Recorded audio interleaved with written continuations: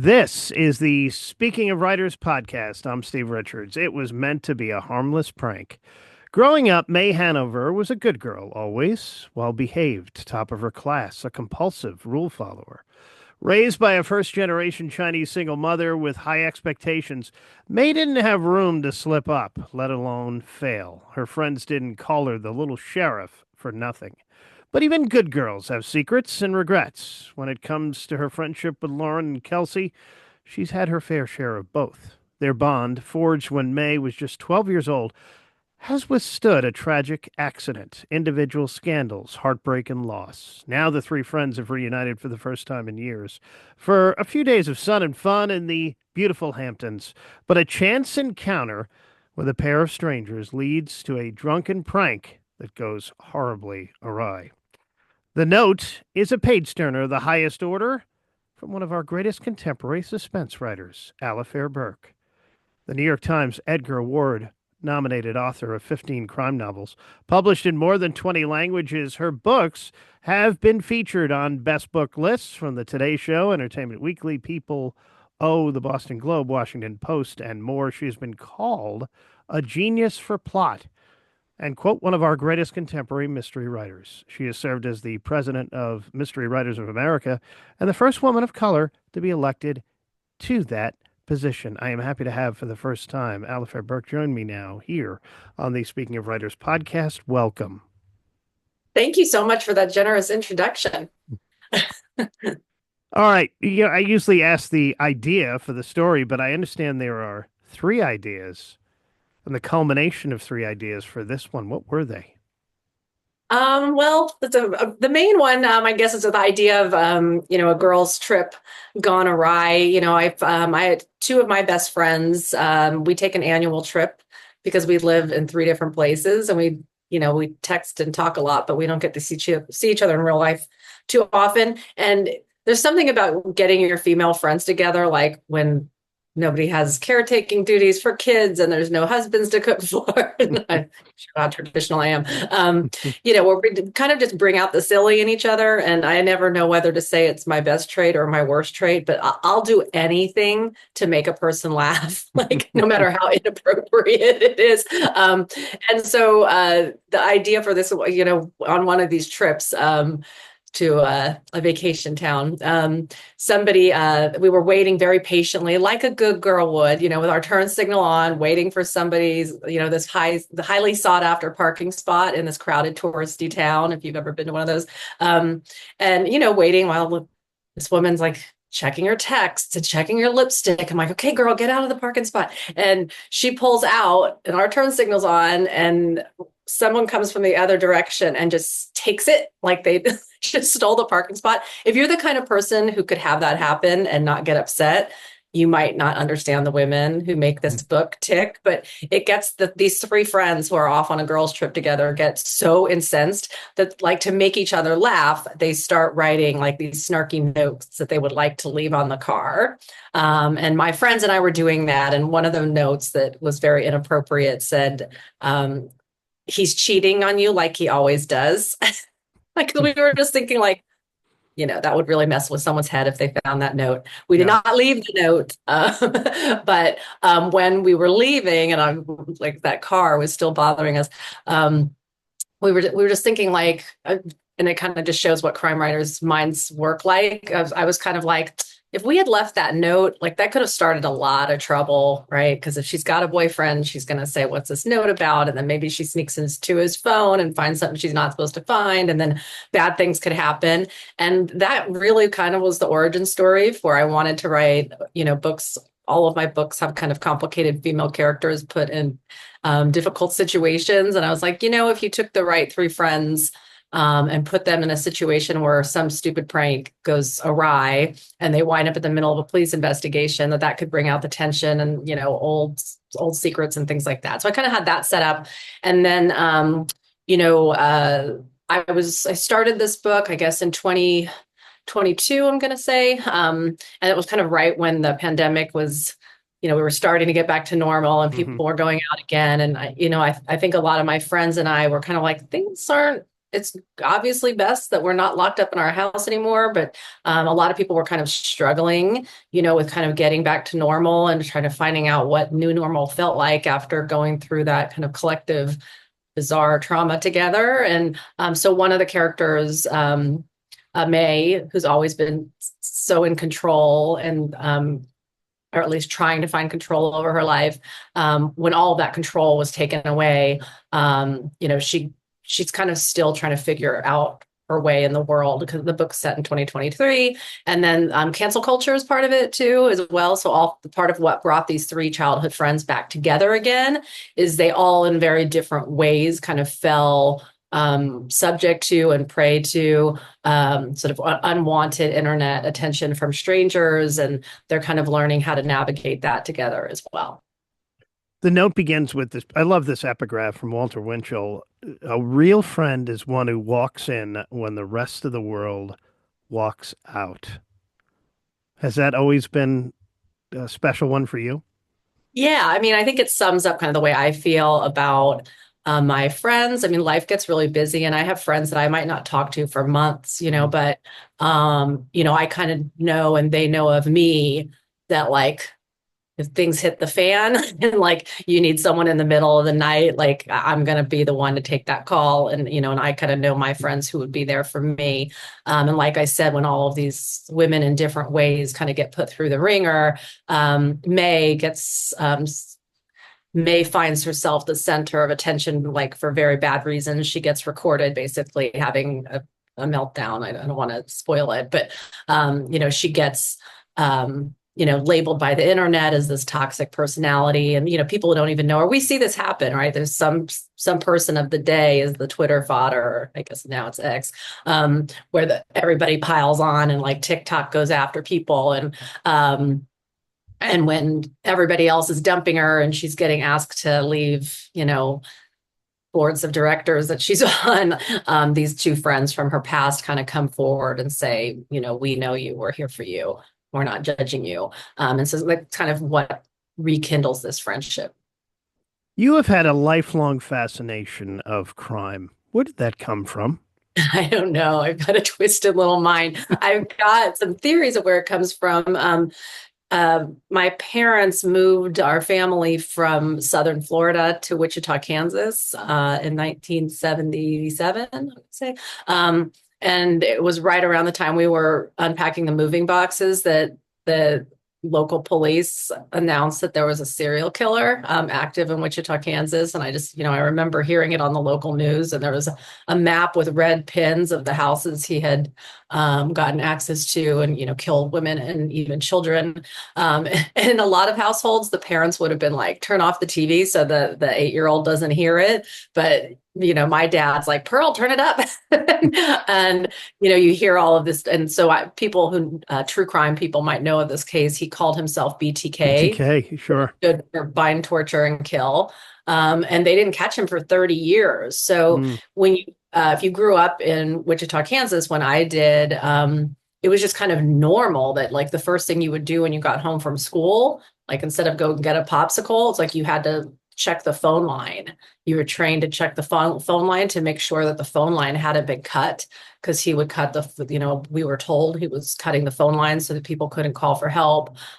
Basement doors had bolt locks on them Mm. because rumors that he was getting into the house through the basement, even though that turned out not to be true. He just knocked on the door, and it was a time, in the Midwest when people would just open their doors. So in any event, it was around that time that, my mom was a librarian, and she would take me to the public library every Saturday for a new stack of books. And I realized in retrospect that she was doing that so that my father could write. That was Mm. his writing time. I don't know where my three older siblings were, I guess out terrorizing the neighborhood or something, but I was much younger and needed the supervision. So she would take me to the library and help me find books. And it was after we moved to Wichita that I kept wanting to read mysteries. And it's like, it's all I wanted to read. And my mom was like, what is it this kid, and like her desire for all these mystery books. But, she would get me, I remember those Encyclopedia Brown books. They were like these little books where you'd Yeah. like figure out whether you solve it with a little kid. And then, Nancy Drew, and then eventually, Agatha Christie, and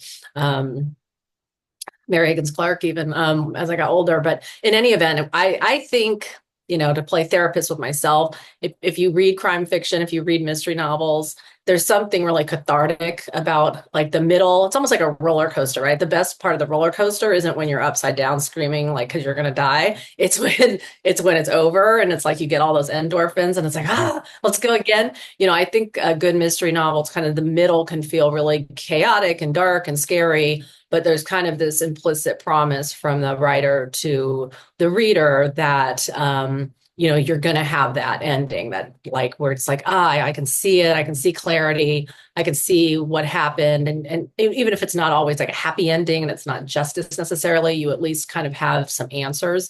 And I think that those books were giving me that feeling of closure, some feeling of, people will find out what happened. I was finding that in fiction when I was living in this town that's like, I can't even explain it. You would think if there was somebody breaking into houses and killing people and then calling the police and taunting them with it and writing notes to the local news, you would think that the whole town, like that would be like a top priority. Like you would think that it would be Yeah. something like everybody would be like going door to door. And instead it was just like, we knew it was happening, but we were supposed to just think it was normal. There were no like demands of the police, like, why haven't you found this guy? It was just more like, I guess this is happening. And I still remember finding that very strange and feeling very agitated by it. So in any event, I think that's part of what drew me to the subject of crime. And then also just like, I was a prosecutor. Yeah. I worked closely with police when I was a prosecutor. And so I just think that seeing the harm that was done at such a young age and feeling like the police weren't doing enough about it was, my feeling as a child, might have been what drew me both to law enforcement as a lawyer and also to these stories. Alafair, your mother was a librarian, and your father, of course, best-selling author James Lee Burke, who's been on this podcast. Did you ever feel pressure to become a writer? My father was telling me from a very young age that I was going to be a writer. And I think it was because, I was the fourth of their four children, the youngest, and probably the one who was most interested in books. I was always an avid reader and I would write little short stories as a kid. I'd hop on his typewriter when he wasn't home and like write these dumb stories. And so I think, but him telling me I was going to be a writer, I think actually dissuaded me from doing it. Like all kids are rebellious, right? And it's like, but in most households, it's the kid who's like, I want to be a writer. And the dad is like, no, go be a lawyer or a doctor, go make some money and don't have such a stupid job. But I think my dad telling me you're going to be a writer was kind of like, no, I'm not going to do it. And part of it is, I saw him struggle. I mean, he's a bestseller now and, makes money now, but growing up, that wasn't, when I was growing up, that wasn't the case. And so I would see him just work so hard. And not really necessarily get anywhere. And like, that just didn't seem fun to me at all. My form of rebellion was, no, I'm going to go to college and law school and have a normal job. And then I wound up, I guess he proved me right in the long run. Did you always know that you were a pretty good storyteller? Yeah, I think so. I think that people, I mean, I hate to say this. I'm sure you've been at dinner with a person and you can tell it's like, oh, they don't know the beginning, middle, or the end of what they're like, what are you Yes. talking about? And I think that in our house, like we're all of the Burkes, at least I hope to think we're all pretty, good dinner companions. Because if we're gonna make you listen to us, we're gonna make it worth your time, and kind of know which beats to hit. And but I think my dad's influence on me, and my mother's too. You can't be a writer without being a reader. So you can't. Like, I mean, if you don't know what a book is supposed to feel like, I don't see how you make one. But so they both made me a reader, just because our house was filled with books and it was just something we did. But I think the difference is where, I meet a lot of people who are aspiring to finish a first book, and it's paralyzing to them because they just don't use those muscles of, they don't write anything unless it's a grocery list or an email or something. And to try to go from that to writing a whole story, let alone a novel, can be really daunting. I think where the influence, it's not like I could inherit his talent or anything like that, but just seeing him, sit down and write every day. He still writes every day. He's 88 years old. Just that was ingrained in me, that like I always journaled, even, when even in school, not just assigned papers. I always was a person who wrote things down. If I had an idea, I would kind of turn it into something that I would work on my own. And so I think for it to just feel like a normal thing to do is to not just have a story in mind and be able to tell it, but to write it down. I was miles ahead when I did decide to write a book that I had always written. Is there one book that made you want to become a writer? No, I wouldn't say that. I do think it was a moment, though, in genre fiction that when I was in college and law school, I'd say I would go to Powell's. I went to college in Portland, Oregon, and there's Powell's bookstore there, which is like higher city block bookstore, huge. And they sell a lot of used books, which is all I could afford to buy at the time, other than my textbooks. And I would go and buy paperback mysteries. And it was right when those kind of female-led detective novels were kind of finding their mojo, Sarah Paretsky's V.I. Warshawski series, and Jan Burke had a series about a reporter named Irene Kelly, and then Sue Grafton, the Alphabet books. Like I was kind of inhaling all of these female-led investigative books, and then I think once I became a prosecutor, I worked out of the courthouse, but I also worked out of a police precinct for 2 years. I kind of started envisioning a world that I thought would be interesting on the page, and I got an idea of a character, and I'm like, the next thing I knew, my father had been proven right. And I was starting what would become my first novel, Judgment Calls. Is he your biggest critic? And does your mom and dad still read your books? Yeah, they read my books. No, he's not a critic at all. Like if I could take the voicemail messages he leaves for me about my work and just have one jacket that was 15 blurbs from James Lee Burke, I would sound like the greatest talent that ever lived. I'm kind of grateful for that. I have friends who attribute, all of their problems in life to having parents that no matter what they did, they could do no right. I mean, Yeah. I've kind of had the opposite problem of like, I could do no wrong. If I killed somebody, my parents would probably be like, they must have deserved it. Yeah, my So father every was book I write is the best book ever. my father was a history teacher, so I was constantly drilled on history. But I loved it, and I love history, and I have a lot of history Yeah, authors on this podcast. my father in particular was very, his kids could do no wrong.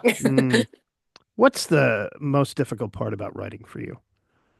Getting started. I mean, a book in particular, if you're writing a novel, short stories, I've only written a few, and there's something so great because like once you have the idea, you can write it in a few days and you're done with it.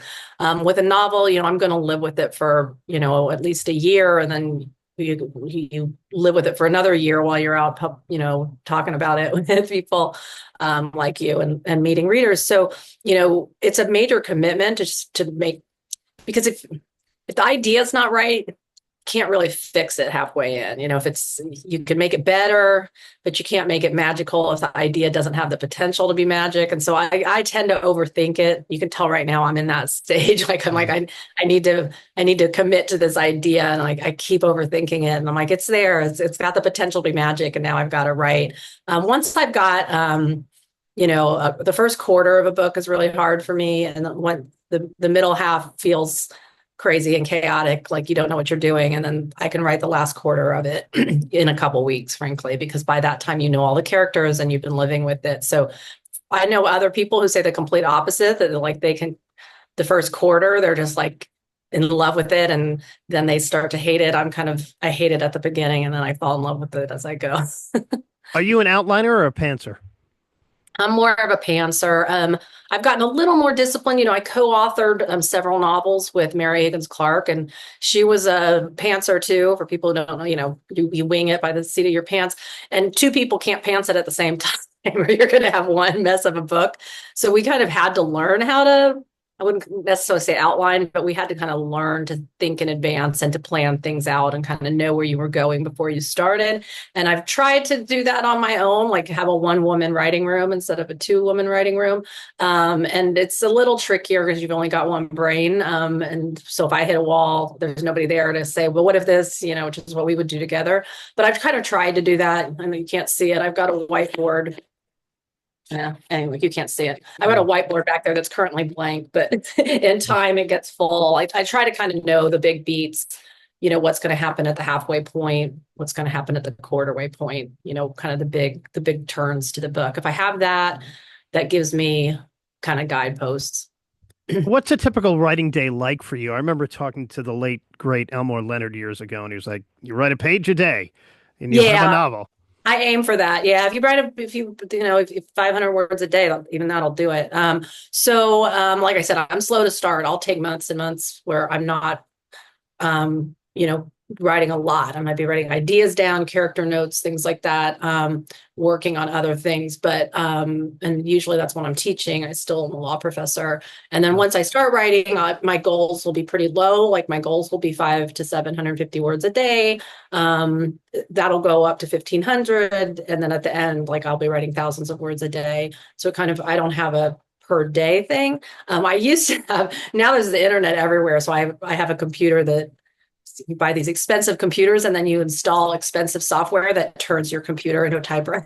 Yeah. So I have to turn that off and like turn my phone off because I can't multitask when I write. I need to really be immersed. But I used to have my favorite restaurant, which shut down permanently after COVID, had no internet, and you couldn't get even a Wi-Fi signal in there because it was beneath this big building. And I would go there for lunch most days and sit in the corner with my computer and this guy who's still my friend, I call him Uncle Dennis. His name's Dennis Mullally, who is a very well-known New York restaurant fixture. But he would check my word count before he would feed me.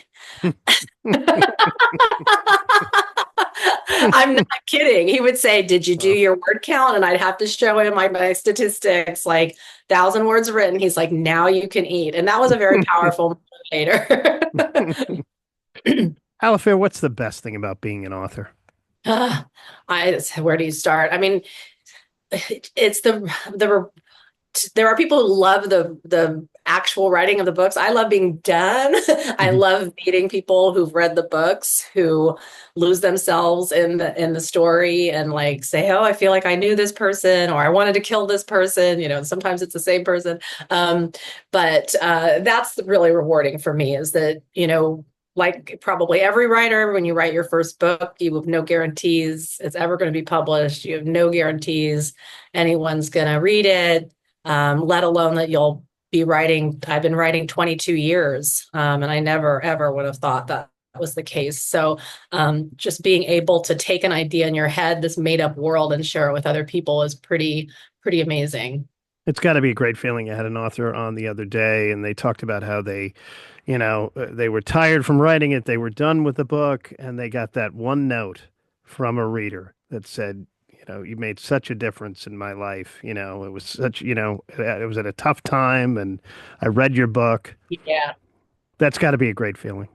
Those notes mean everything. Yeah. And so to readers who take the time to do that, I just like it really does make a difference to writers to hear something like that. And, to hear that a new reader is like, "Oh, my aunt read your book and just was raving about it, and now I'm doing the same." Like readers, I think sometimes they don't realize how much of a difference they make to a writer, not just how you feel about the work, but your actual career. Like readers' word of mouth is, you can't buy that. She is Alafair Burke. The book is The Note. You can connect with her online, Instagram at alafair.burke, Facebook at Alafair Books Burke.